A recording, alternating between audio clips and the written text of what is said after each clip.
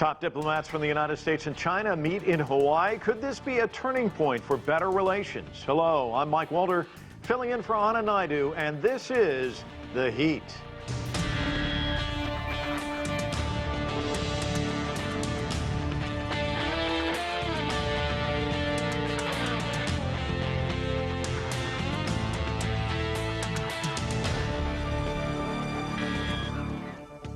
For months now, the United States and China have been sparring over the coronavirus pandemic, a national security law in Hong Kong, and trade.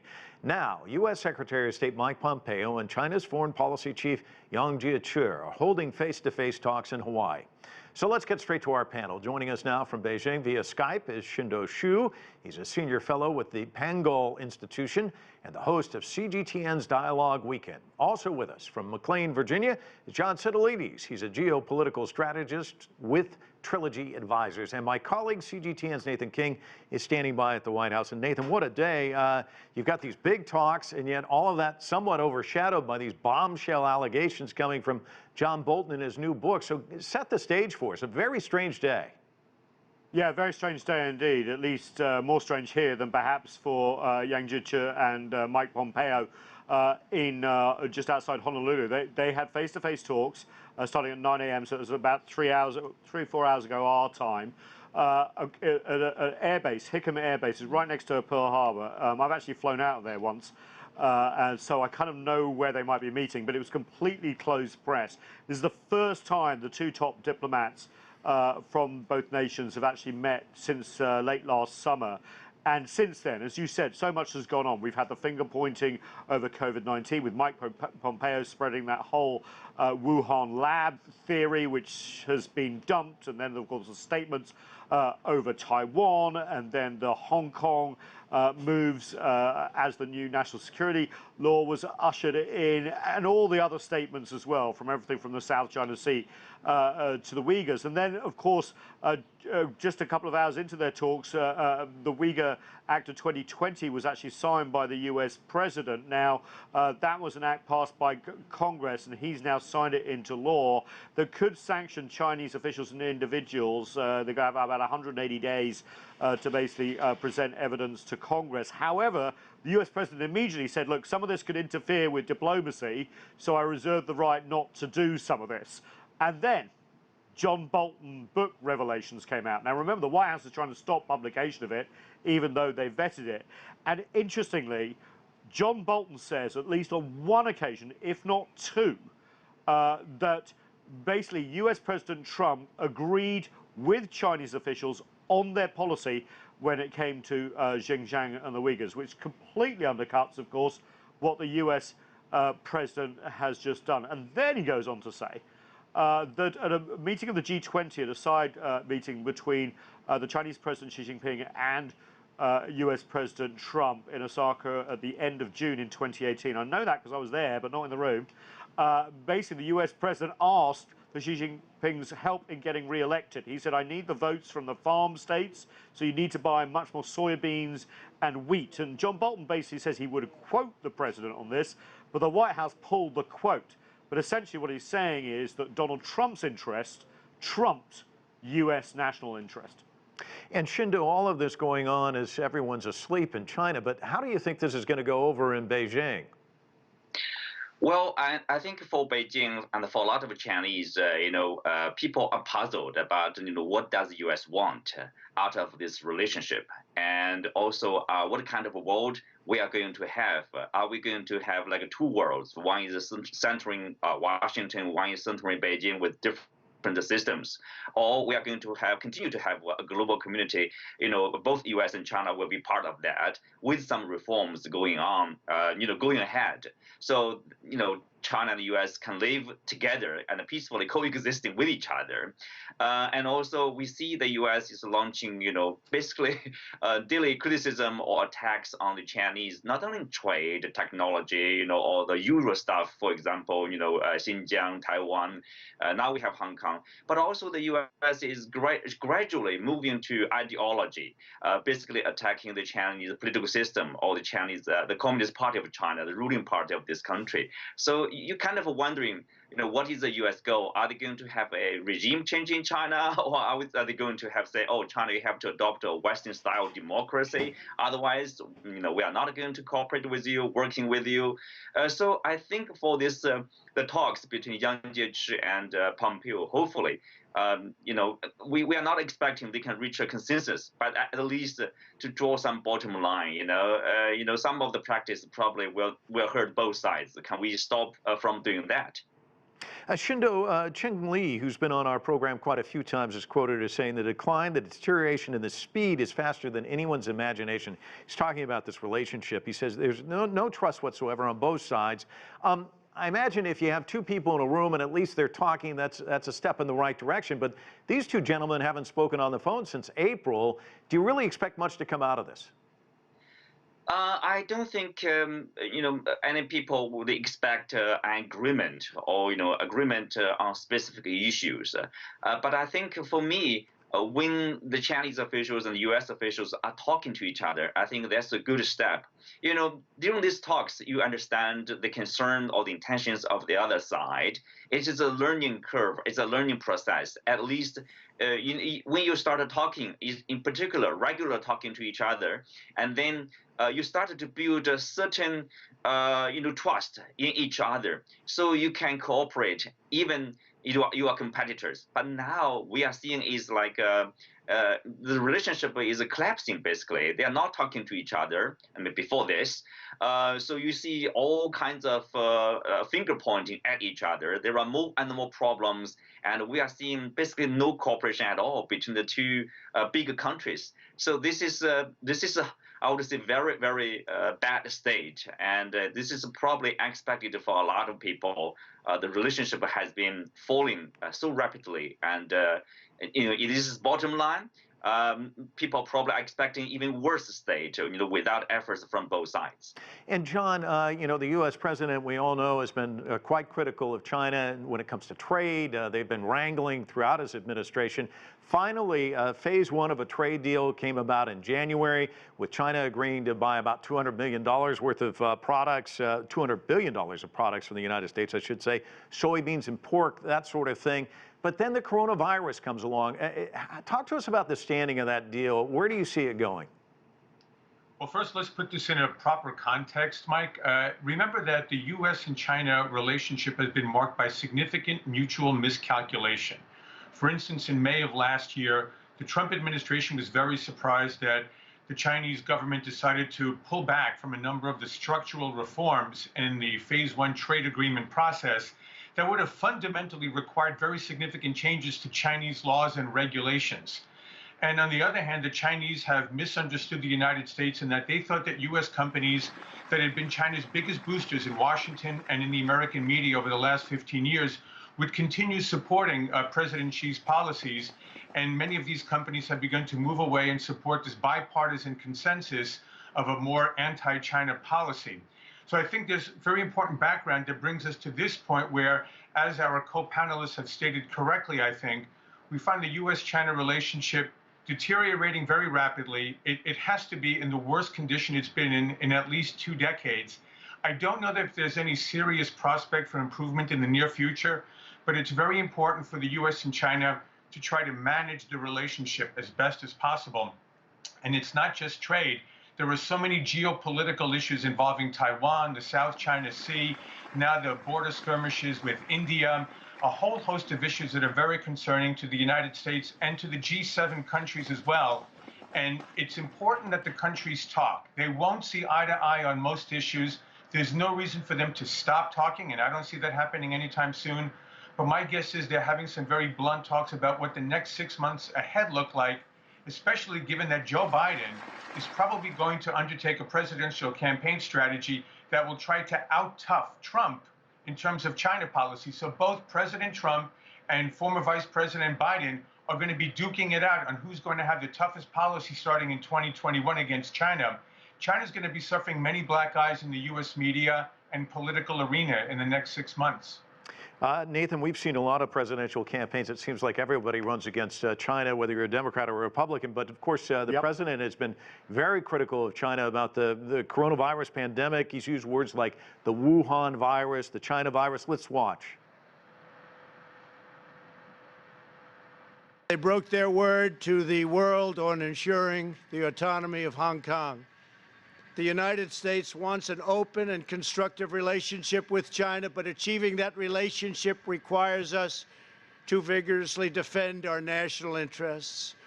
The Chinese government has continually violated its promises to us and so many other nations. The U.S. itself has dozens of laws addressing national security issues and has done its utmost to build impenetrable walls to protect its national security, but still flagrantly interferes in China's national security legislation and even tries to create holes in China's national security web. Such double standards fully expose the sinister intentions of some people in the U.S. Nathan, we ran a different soundbite altogether there. As you can see, the United States and the Chinese positions on Hong Kong there. And of course, the Chinese kind of calling out the U.S. about, maybe you should take care of issues on your own turf. Do they have a point? Yeah, I mean, the timing of the Hong Kong moves by the U.S., the moves with Xinjiang, the moves on trade, are all just horrible for the Trump presidency. The cries of hypocrisy haven't just come from China, but a lot of people in the world are going, hang on, you're lecturing people on this while this is happening? I mean, the Hong Kong thing, for example, going to sort of punish Hong Kongers potentially because of the new security law, as the US is using police and militarized elements on its own streets, was just quite incredible. And, a lot of people have said to me who live in Hong Kong and elsewhere, and as you know, I've covered it, how many people died at the hands of police in over a year of protesters? And the answer is zero. So it's just the dichotomy. And then again, of course, you talk about, Mike Pompeo and the human rights thing, while there's this huge domestic debate about essentially 20% of the population here in the United States. We're talking about the African-American community, but it is wider. It's generally more people of color being disenfranchised, whether it comes to voting, whether it comes to their rights with police, whether it's actually not having their lives when it comes to escalation of police violence, in something that has not just happened recently. We just capture it now because of cell phone videos, but of course dates back decades and centuries as well. So there is that feeling. Now, I think that both countries should basically know that both countries have problems.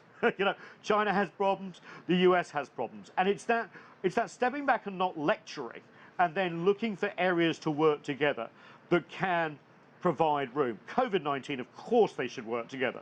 The finger pointing was ridiculous. But, we're talking about climate change, which essentially is a slow motion COVID-19 and a global problem.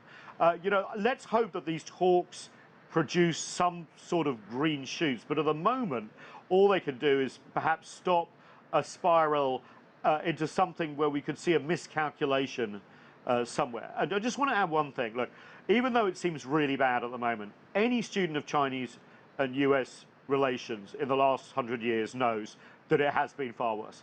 If you look at the period from, say, 1950 to 1969-70, that was pretty bad, where actually troops faced each other in several countries, and there was no diplomatic or economic relationship.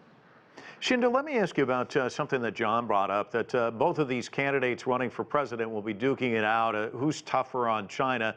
What's your sense about the election? If Biden were to win, do you see any kind of a break in terms of these tough relations that these two countries are having? Well, I think, there's a piece in the media, they talked to Chinese officials and former officials. They say, Chinese, people would love to have President Trump to continue for another 4 years as the president. But I think, if there's a Biden presidency, some people would say at least you are talking to someone who is rational, and who is rational meaning like both sides understand some of the areas we can all cooperate with each other. For example, climate change, COVID-19, instead of confronting each other. Of course, in some of the areas we are competitors. We are working very hard, to outperform each other. But that's fine. I think two great powers. That's all right. But at the end of the day, people understand, either President Biden or President Trump, they will represent the interests of the United States. But the thing is, like, they have probably different policies, technical issues on, technically different China policies. But in general, the general direction would be largely the same. That is, the U.S. views China as a competitor. So U.S. would have a competing policy against China in multiple areas. But I think that's not exactly unacceptable for the Chinese side. The thing is, like, it's not clear, and how far we can go, how worse the relationship can go, and also there's speak of miscalculation. For the Chinese side, there's no intention like to replace the U.S. to be, say, the only superpower, or to somehow dislodge the U.S. from Asia, U.S. military bases, etc. No, for China, its goal is about continuing developing itself. There are multiple goals in the coming decade about developing this country into a high-income country. Currently, we know that China is, a lot of people are still living in poverty. So that's the Chinese priority. It's domestic. It's not about competing with the U.S. for a special status somehow, like prominent status internationally. No, I think the two sides need to talk to each other to reduce unnecessary concerns or unfounded concerns over there. Well, if conversations are taking place, at least that's a starting point. I want to thank our guests for joining us. Really appreciate it. Now we turn to COVID-19 and growing concerns in China about a new outbreak in Beijing. More than 100 cases have been reported in the Chinese capital, most of them linked to a farm produce market in the city's Fengtai district. Now, Chinese officials have cordoned off neighborhoods to prevent the spread, closed all schools, and restricted travel for high-risk residents. Earlier, I spoke with Dr. William Haseltine, the chair and president of Access Health International, about the alarming situation in Beijing. They should be worried. It takes one person to infect a whole globe. That's how this started. Almost 8 million people started with one. They are taking all the precautions they should to make sure that they shut this down before they have another Wuhan. And I'm confident that they'll be able to do that. They've also invited a team in from the WHO, and one of them, Dr. Michael Ryan, spoke to reporters the other day. Let's listen to what he had to say. I think it's important to note that every country is different, and certainly in China, when you spent over 50 days without having any significant local transmission, a cluster like this is a concern. And it needs to be investigated and controlled, and that's exactly what the Chinese authorities are doing. You mentioned Wuhan. Of course, we know it was shut down for 76 days. Do you think Beijing will have to take that drastic a step, or can they stop this much sooner than that? I think they're very effective. I think they'll be able to stop it sooner. But, this is something we can expect for a very long time. Viruses, my estimate is about 2 million people in the world are infected today.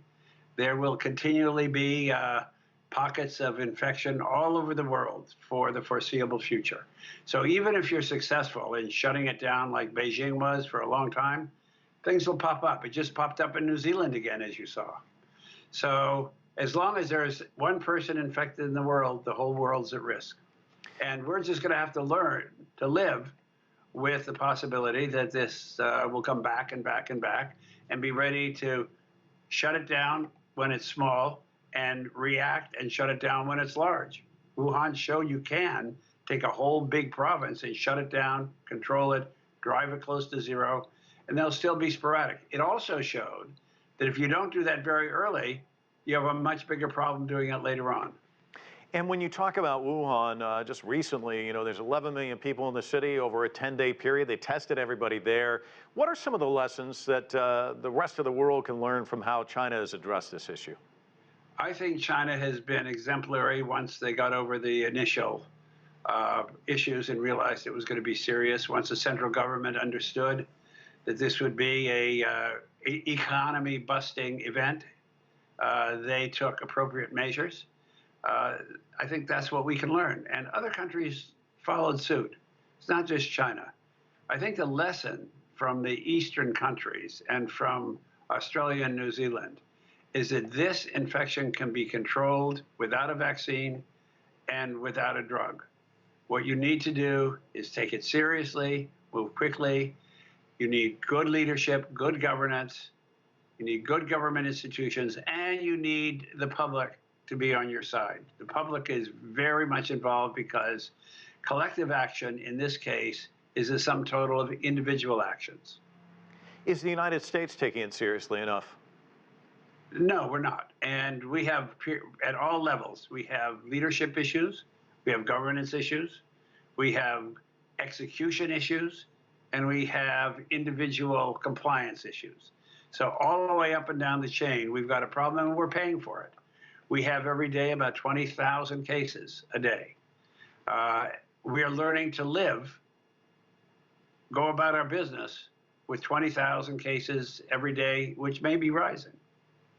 And you're seeing a large spike in a number of states right now. I want to get your sense on you know, as we move through all of this, you know, some of these states are moving forward, reopening. I mean, I think of Jacksonville, Florida, these women cooped up, bored, 16 of them go to a bar, they have a great night out, all 16 end up with COVID-19.